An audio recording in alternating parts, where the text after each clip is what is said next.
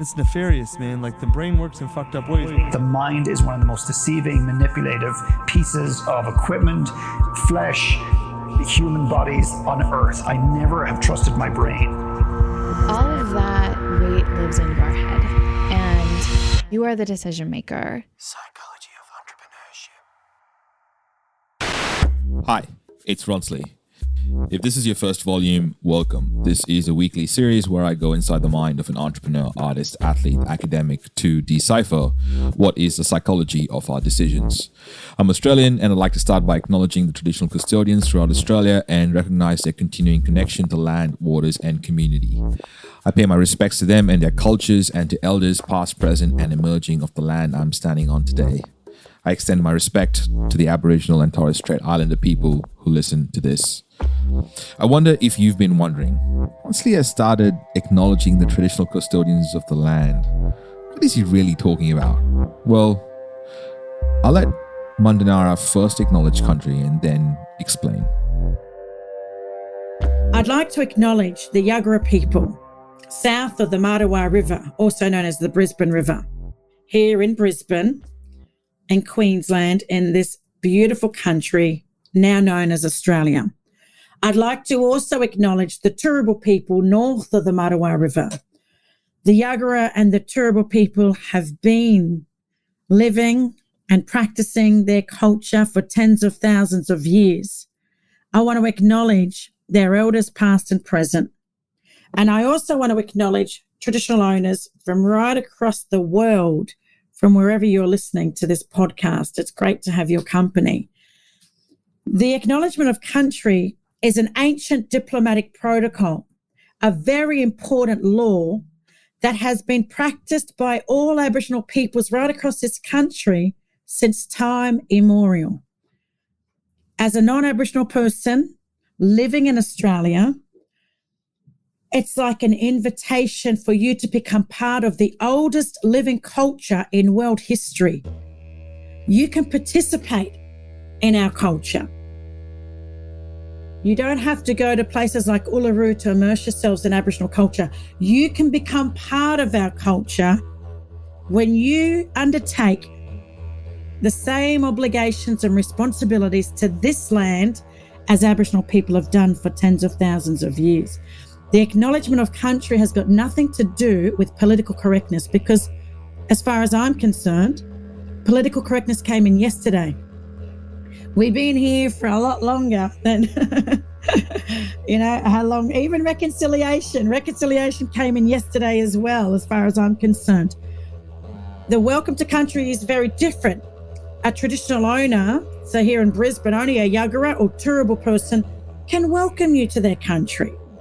But an acknowledgement, as an Aboriginal person, I am acknowledging that I am a visitor on the Yuggera and Turrbal lands that I live on and I work on and I raise my children here. So to see yourself as part of the oldest living culture in world history, that to me is a step in the right direction.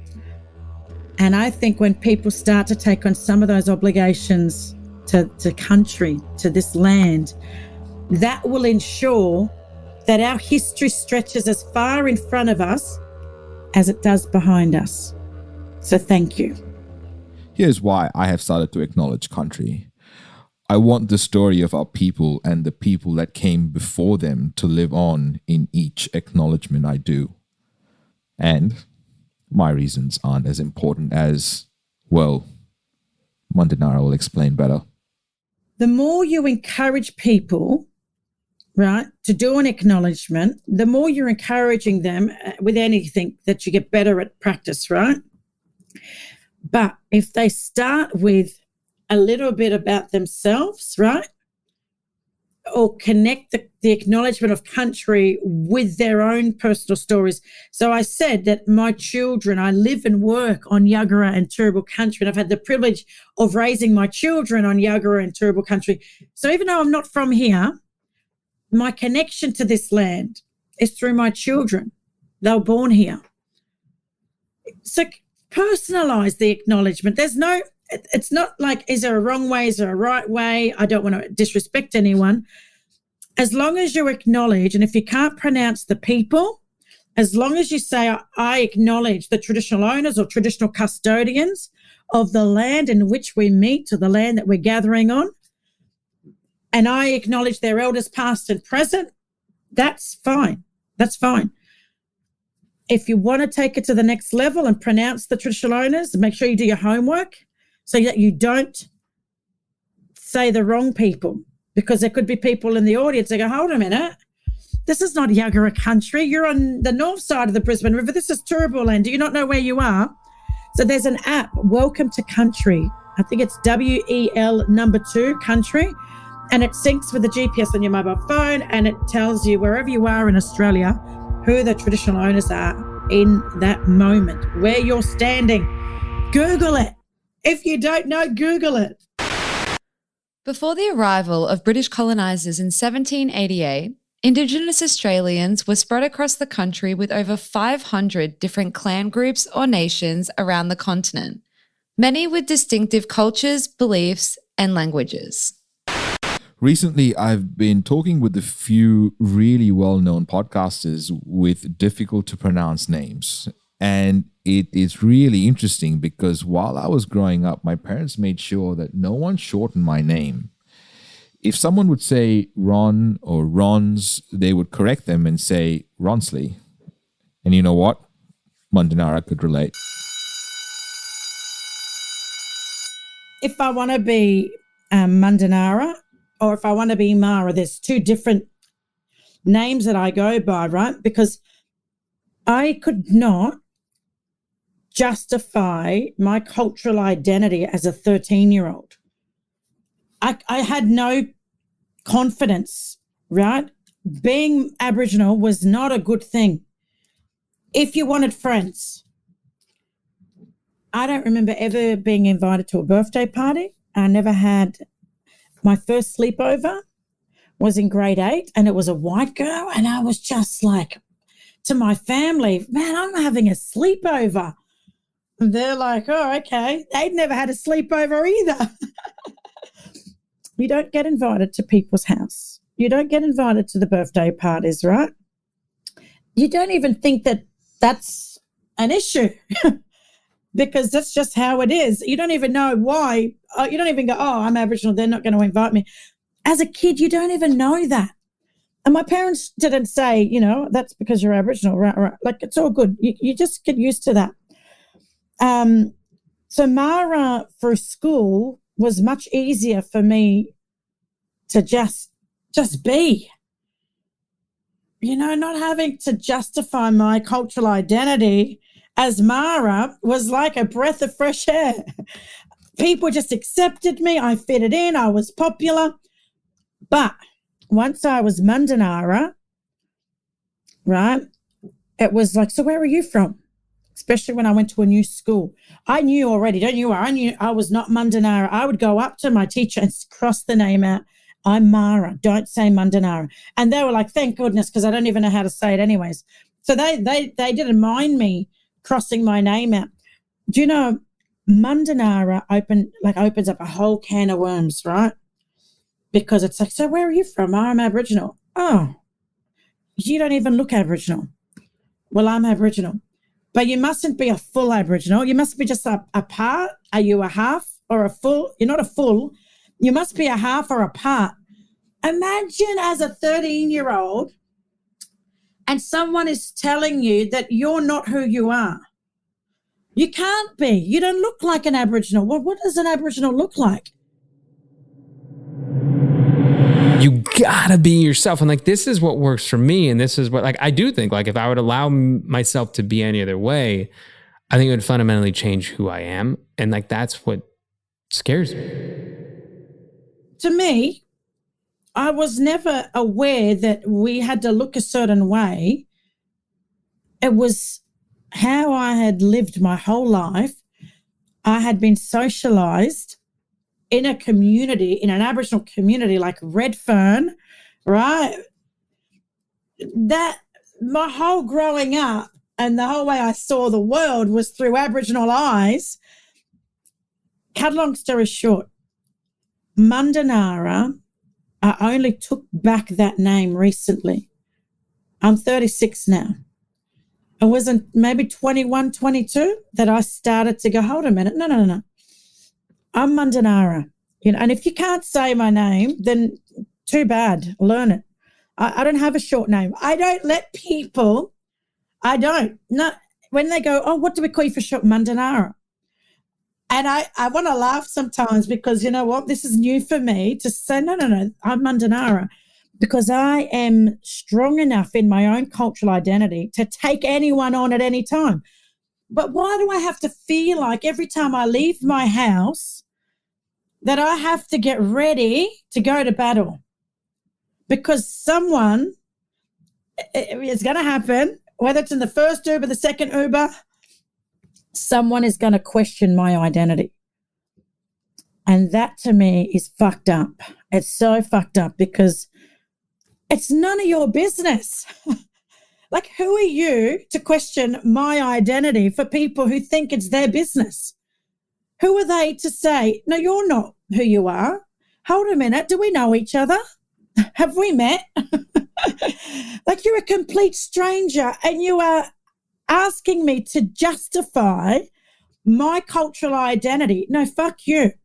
So the TED Talk that I did was about why do white Australians, because just remember, people, the white Australia policy up until the 60s in this country was in full swing. You could not become an Australian citizen if you was a non-European. It was about keeping Australia white, right? The national anthem, Advance Australia Fair. Do you think it's about fairness and a fair go? It is about whiteness. Advance Australia into whiteness. For those who come across the seas, we've boundless plains to share. With courage, let us all combine to advance Australia fair.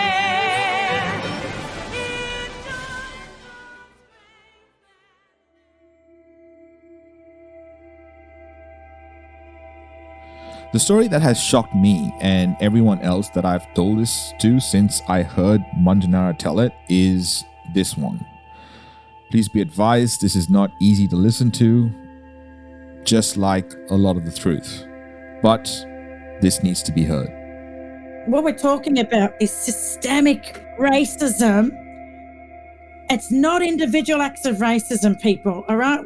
We you become desensitized. You can be called, oh my God, being called a half caste, quarter caste, part Aboriginal, coon, boong, the N-word. My daughter, 14, at a private school, when George Floyd passed and the Black Lives Matter, the protests happened in the US, her friends at a private school here in Brisbane, her friends, one of them said, well, he was just a nigger. My daughter, being Fijian Aboriginal, is very dark. She said, you cannot say that. You cannot say the N-word. And she's referring to a dead man. Everyone saw how he died. And this young 14-year-old privileged white kid says that he was just a nigger. And no remorse. No, there was no feeling of, oh, actually, that was very insensitive. That was highly inappropriate. And no one pulled her up except for my daughter, because my daughter was the only person of colour. And my daughter said, you can't say that. It's so inappropriate. You just cannot say that. And she says, well, I'm not calling you a nigger. My daughter came home and she just cried. She says, I just hate that school. I said, no. That's just one individual. And you know what? Doesn't matter what school you go to. You live in a society that was built and founded on racism, right? White superiority. They saw that their culture and society was more civilized than our culture and society. I said to her, we live in a racist society, and racism has become normalized. So that behavior here in a school, 2 months ago, a 14-year-old little privileged white kid saying, oh, he was just a nigger. But none of the other girls had the confidence to say, hey, that's not okay. No one spoke up. My daughter's one of 20 Aboriginal kids out of a school of about 2,000. A very privileged private school here in Brisbane. There's probably 3 private schools here in Queensland, prestigious private schools. And for my daughter to even, to go to a private school, I knew she was going to have challenges, but I went to 14 different schools. We dealt with racism and discrimination in every single school. That's why my mum and dad kept moving us. 14 different schools.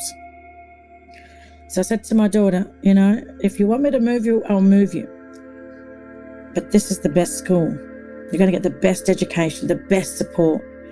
And one day, the people that you're connecting with and building friendships with, they're going to be people in high society. They're going to be people that you might need to call on later on because you just went to school together. So for me to put her into a school like that and for her to have to just suck it up and deal with that as a 14-year-old, that breaks my heart.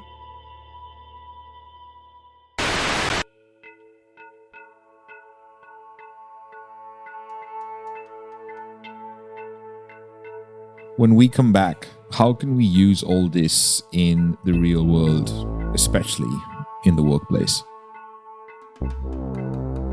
Psychology of Entrepreneurship. The main objective of this audio project is to bring together entrepreneurs and creatives who share similar values so that they can find the courage to put out their authentic voice for the right people to hear, which allows for them to make their impact on the world. Every great movement started with a memorable speech. For access to full-length interviews, go to psychologyoфentrepreneurship.com and click the button. Sometimes I think it's important to be specific about what we are actually after. For example, I would love you to tell more people about this show, especially if you feel like they can contribute to the conversation or just need to hear a conversation to have a deeper one with themselves.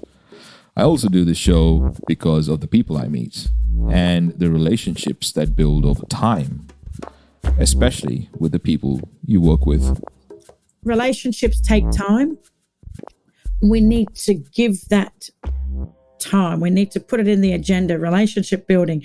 In the corporate world, right? Go into a meeting and flip the script. Introduce yourself to your own team members. Who you are. You're a mother, you're an auntie, you're a grandmother, you're a businesswoman, you're a basketball coach on Saturdays, you're a dog lover, whatever it is that makes you you. Because what happens in the workplace, Ronsley, is that people don't quit their jobs, they quit their bosses. And 30% of people that have quit their jobs in Australia, this is some research done by the Business Council, the BCA, 30% of people that have quit their jobs was due to direct conflict with their managers. All the reasons you could quit your job, 30% came down to they didn't get along with their manager, right? Because there was no relationship. So how do we bring up a society where young people, right, can turn up and be their full selves? They turn up and they don't have to leave their Aboriginality at home or their cultural identity at home. They don't have to leave that at home to come into the Western world to participate and to be accepted and to be included and to be celebrated. They can bring their full selves to work. That we have a long way to go in that sense, right? Most of my work is focused on building up that internal strength and resilience that's already there. But how do you build on that so that the leadership of First Nations not only looks after their own people by keeping them feel safe and with a strong sense of belonging, but is able to work across in the Australian context with all other Australians in order to achieve what we need to achieve together. We're at a community level, at government, programmatic level, or in a business sense, to be able to kind of do some innovation that works on the horizons that we haven't seen yet. You won't be able to do that as First Nations if you're not strong in and of yourself in terms of your own identity and belonging and your own cultural resilience that you will need as an individual. I think the younger generation in Australia, we have for the early learning centres, so little preschools, daycare centres, there's the early learning years framework. And in the early learning years framework, there's Indigenous knowledges and perspectives embedded in the framework. So little people, like 3-year-olds, are learning the acknowledgement of traditional owners. That is a protocol, a very important diplomatic tradition that has been practiced in this country for tens of thousands of years. And little people are carrying out that important business. Here is what I would love you to understand. Concepts that are as old as life, which have been explained better because they have been told and retold from one generation to the next, are concepts that are easy to hear when they're told by other people. Relationships are core to Aboriginal society and Aboriginal culture. We invested in relationships, right? Because it minimizes, and there's many other reasons, but it minimizes the potential for conflict. So how do we build relationships? This is where it all starts for young people, for people like you and I, for older people. How do we build a relationship? Because once we build a relationship, you'll find as human beings, we have a lot more in common than we do have differences. We have a lot more in common, right? I met with about 8 architects the other day. It was a pitching presentation, right? And I'm on the project team. Man, you think these architects at a university, they didn't know what was coming for them. I got up. They wanted to make sure that this whole project had Indigenous engagement from the get-go. Amazing. This is benchmark. We're setting a benchmark here on how any organisation in this country, when you want to develop land, go and engage with the Indigenous people, the traditional owners, and have them on board and let them tell you about that land and the significance, whether it should be developed or not. So here I am, I get up and I do the acknowledgement, and then I say, I'm now going to introduce myself in Aboriginal terms of reference. My name is Mundanara. I'm a Gungaloo Birigubba woman on my father's side. I'm a Wanneroo Bunjalung woman on my mother's side, born and raised in Redfern, in the heart of Sydney, 8 sisters from the block. First generation that wasn't forcibly removed, but 5 generations, all of my mother's grandmothers connected to Redfern, right? So Redfern is very special to me, even though I live in Queensland.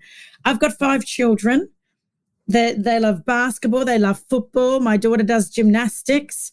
My husband's a Kiwi-born Fijian, so we go for New Zealand sometimes in the rugby. Then we go for Fiji. Sometimes we go for Australia, but we usually go for Fiji or New Zealand.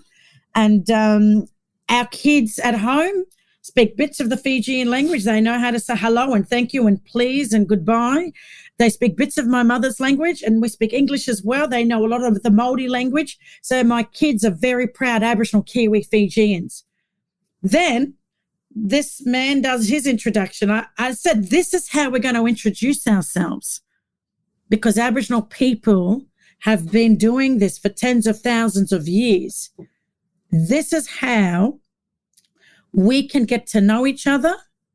We can build trust. And we are more than our job titles. We are much more than our job titles. Then this man says, wow, this is interesting. I'm from Rockhampton and I've worked at UQ. Then I said, wow, my grandmother was born in Rockhampton and my grandmother's sister worked at UQ. Do you know Lilla Watson? Of course I know Lilla Watson. I would not have thought in a million years I'd have anything in common with this man. The next person, she says, I'm from Rockhampton too. He says, really, they work together. They've been in the architecture industry, working in that profession for years, and they did not even know that their families were both from Rockhampton. Data from the Australian Institute of Health and Welfare shows that in 2016, Indigenous Australians aged 15 to 64 were 1.9 times as likely to not be employed compared to non-Indigenous Australians. There are many factors that contribute to this, including lack of education, training and skill levels, poorer health, discrimination, and lower levels of job retention, most of which are a direct result of the way that Indigenous Australians have been oppressed throughout the history of white Australia. I would love a world with no separations, no boxing of humans to generalize, and the only reason to stereotype is if you are doing stand-up comedy and using the obvious to make people laugh. And a world, most importantly, that has all the colors present. If we're going into workplaces and if you are recruiting, especially Aboriginal or Torres Strait Islander people, build a relationship with them. Because what happens is people start to relax. And when you relax, people can think better, more clearly.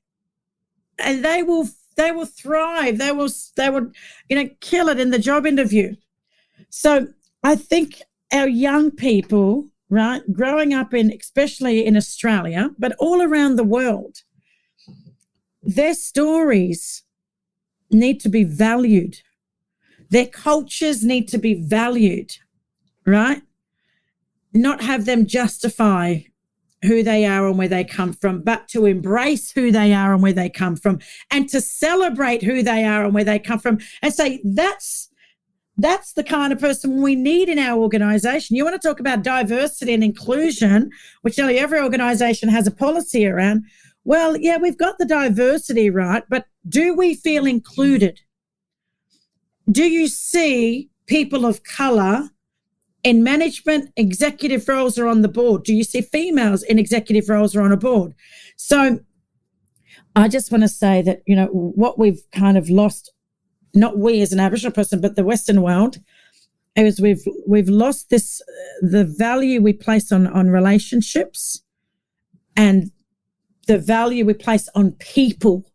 Because once we start talking about who we are, like I said, we start building this relationship, we start building trust, it just reinforces our humanness.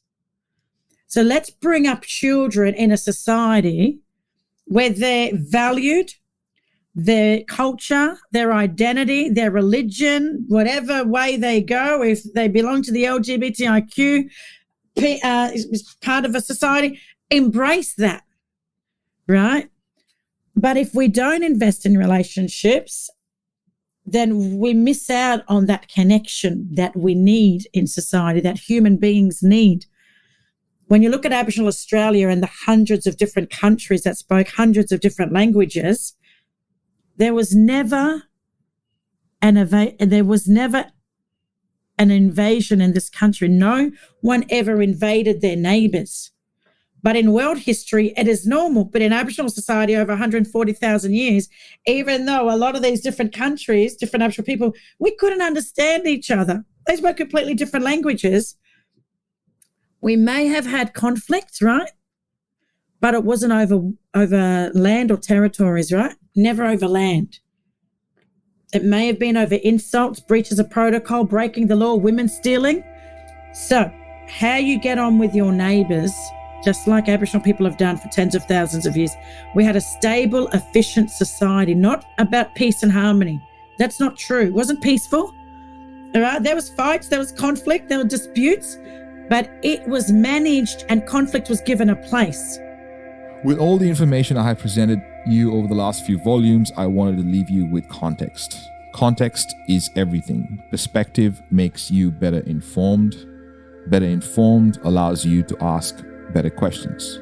So listen, understand, and listen some more before you start asking questions and offering solutions. I also would like to acknowledge the people that came before me, that build the platforms, that have allowed me to have this voice, that have given their lives so that I can have this freedom. I want to acknowledge you. and I want to acknowledge everyone that is doing what they can to make the world a fair and equal and lovable place. Here is Mundanara telling a story of the most visible feature of Aboriginal culture.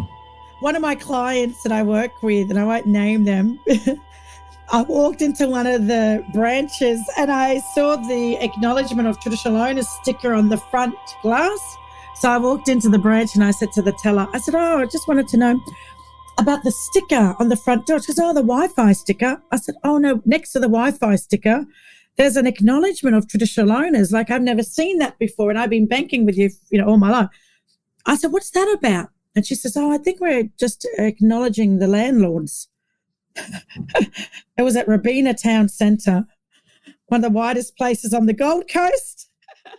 And they're acknowledging the people who own Robina Town Centre. And I just went back to the client. I'm like, it was like mystery shopper. I was going in there undercover. I didn't mean to do it. I just thought I would go and ask, do you know why that sticker's on the front door? And if you don't know, then pull the sticker off. So the Acknowledgement of Country is the most visible feature of Aboriginal culture today. It's in email signatures. It's on web pages. QUT, one of the biggest universities in Queensland. You scroll down the bottom of a QUT web page, you'll see the Acknowledgement of Country on every single web page. So we're speaking it, we're reading it, we're writing it. It's on websites, it's in emails, right? It's on the front of branches in banks. It's in Telstra stores. The acknowledgement to me is the most, it's the most visible aspect of Aboriginal society, of Aboriginal culture. So it used to be Aboriginal art, but now the acknowledgement's taken over. But a lot of the time I'm finding that even though it's the most visible feature, it's still misunderstood or not quietly understood, not communicated across to people to understand the why. I'm pretty sure now that people will feel much more confident and much more comfortable because they'll see, okay, so it's not just about Aboriginal people. This is about all of us that live in this country. How can we be part of the oldest living culture in world history? Now, that has to be a good thing. Psychology of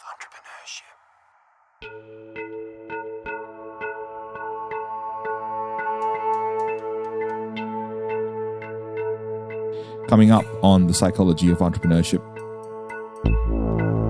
I'm a black person navigating white spaces, but I have privilege and I use that privilege in good ways. And I really have to say this, and that we are not meant to do life alone, that we are not meant to know how to do all of the things. Some of us, there were just things we were not taught as children. Most of us were not taught about money and how to manage money. And more people are standing up for what's important to them, and it's going to take all of us dismantling every single brick. It's ongoing work. Psychology of entrepreneurship. I interviewed Mundanara because Mundanara Bayles is the managing director and co-founder of Black Card. She co-founded Black Card with Dr. Leah Watson, who is a respected Aboriginal elder, artist, educator, and longtime course developer. She also founded Deadly Futures, an event designed to provide opportunities for Aboriginal and Torres Strait Islander persons seeking employment, including further education opportunities. She has more than 18 years of experience working for both Indigenous and non-Indigenous organizations in Queensland and New South Wales. She has an amazing TED Talk that you just have to watch. Mundanara is a mother, entrepreneur, and a proud advocate for her people. Psychology of entrepreneurship. This is a Must Amplify production. Special thanks to every guest expert that has appeared on the show. Editing, voiceovers, and sound design by Kaylee Bunnyman and Tiago Vega. Guest research and content by Claire Gould and Corinne Castles. Project managed by Kaylee Bunnyman. Produced and hosted by me, Ronsley Vaz. For more episodes and where to listen, go to mustamplify.com/POE. Hey, it's Kaylee from Must Amplify. I'm the sound engineer for this volume of Psychology of Entrepreneurship. I'm part of the team that made this production come alive. I work as a part of a global team with our studios based in West End, Brisbane, Australia. If you would like a podcasting checklist, email me at kaylee@amplifyagency.media. That's KAILI@amplifyagency.media. We specialize in finding your voice and making sure it's heard by the right people. If you are considering whether a podcast is a good idea for your business, check out our other show on shouldistartapodcast.com.